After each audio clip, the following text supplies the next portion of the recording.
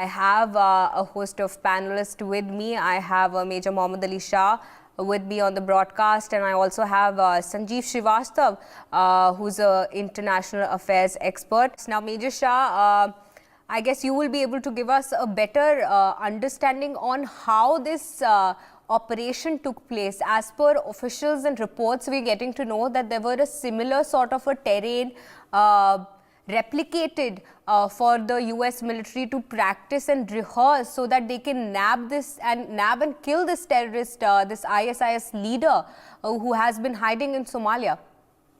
Absolutely, Fiza. Yes, before any raid, before any operation, before any mission, there is a rigorous rehearsal which is involved. In fact, even when I have done operation on ground with my platoon, we have rehearsed before going in for a house entry or before entering into a militant hideout or anywhere. We have done several rehearsals because it involves a matter of life and death. Here, yes, it was rehearsed very well, and I think I congratulate US for conducting a very, very fine operation over here. The helicopter landed, they had a dog with them as well.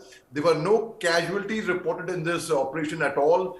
No civilian was killed and no soldier was, there was no casualty apart from a minor dog bite, which the troops had got along with them.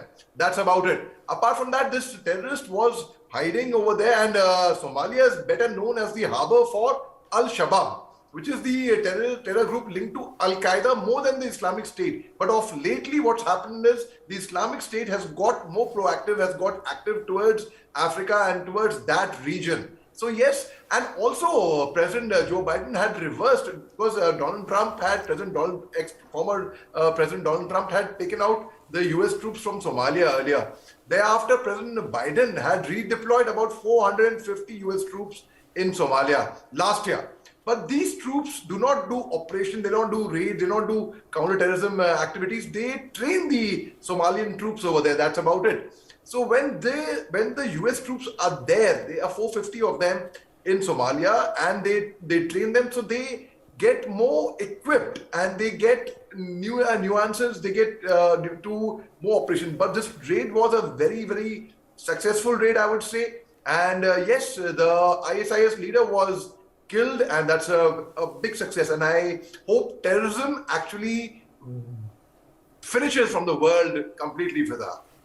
All right, Major Shah, thank you so much for joining us on the broadcast and giving us your view.